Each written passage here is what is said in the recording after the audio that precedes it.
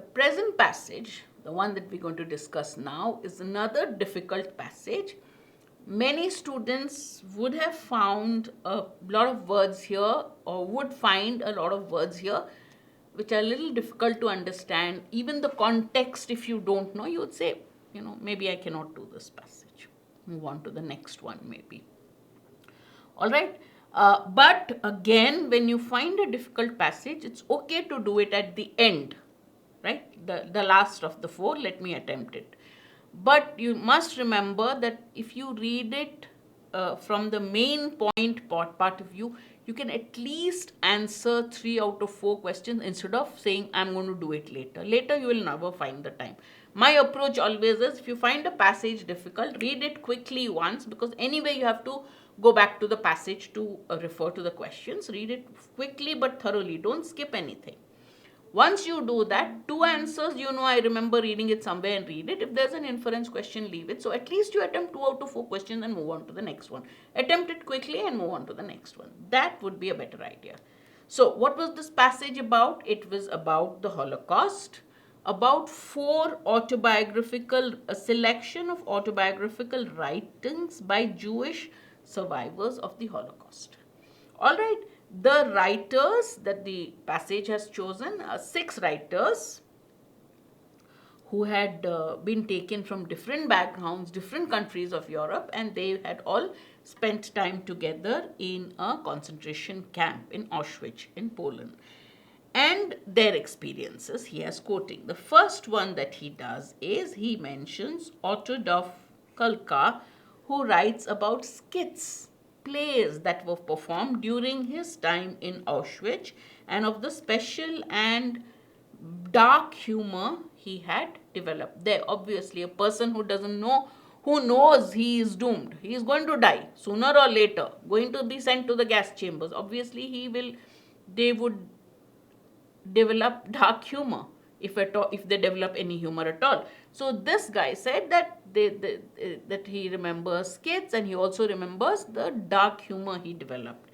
Then it gives a description of Kulka. He was a child in Czechoslovakia when he was sent to Auschwitz, and he wrote a book, The Landscapes of the Metropolis of Death, 2013, where he mentions his fellow inmates in that camp, and one of them was Herbert.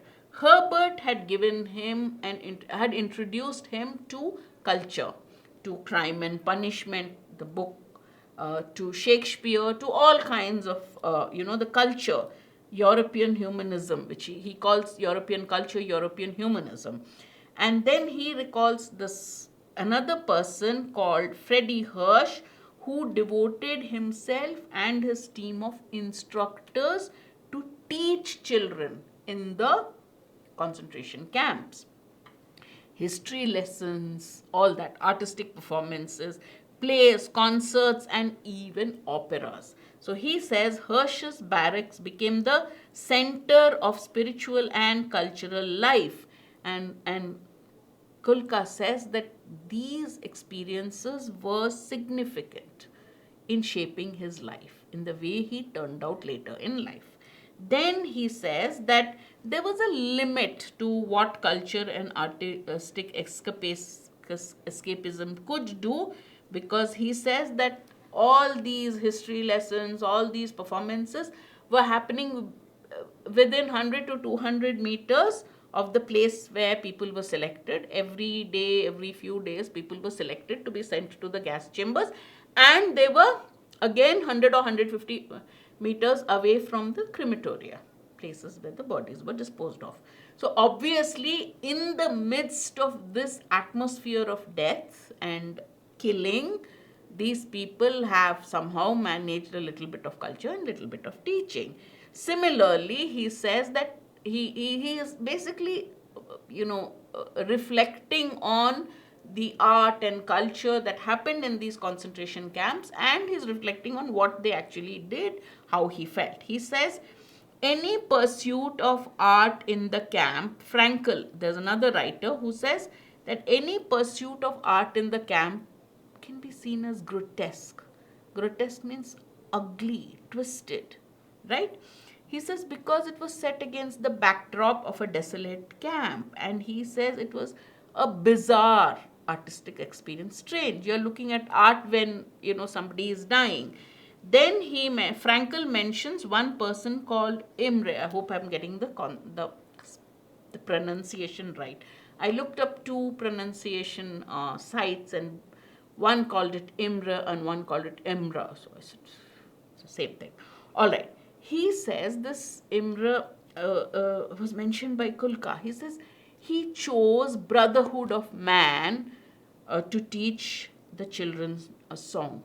He was teaching the children a song, and the song he selected was strange because it was Brotherhood of Man based on Mozart Ninth Symphony. And he said Brotherhood of Man in a time where hardly that is happening. So many found that very absurd, the selection, the choice of the song.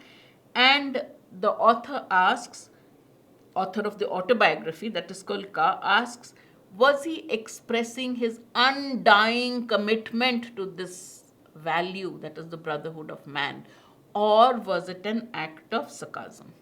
All right. And then after that, there's another book that he mentions where he talks of somebody who tries to escape. He calls it a doomed attempt. She tries to escape, and she says they were hiding in a barn, and when they were allowed out, she says the joy they found in playing like children, she'll never forget. All right. Now, he has also mentioned other things about the writers in the concentration camp. There were 6 writers about whose selection of autobiographical writings the original piece has given. And he said that out of those 6, 3 only survived. According to the passage, how did the author view the cultural activities in the camp? What was the author's view to the cultural activities in the camp? Most of it is mentioned Kulka, right? He viewed them, Kulka, who has given the collection of readings. He viewed them as cathartic since they succeeded in releasing the daily stress of inmates' life. Did he say that they released the stress? Did he say the effect they had on others? No, he just said they were conducted. He didn't tell us the effect that they had. So, not one. He viewed them as essential. Did he say they were essential to preserve their sanity? People were going mad with fear. Therefore, these helped. Did he say that? No. He viewed them as important. He said they were significant. So, he viewed them as important. That is correct. He viewed them as grotesque. No. Somebody said it was grotesque. Art seemed to be grotesque. But he viewed them, had no praise in the culture. He didn't say. He said they were important. So he didn't say B and D are extreme. He didn't express those views. So the answer is C. The word grotesque has been used, but not in the context, definitely in the context of he viewed these activities. He says these activities were important. Okay, so he didn't call them grotesque.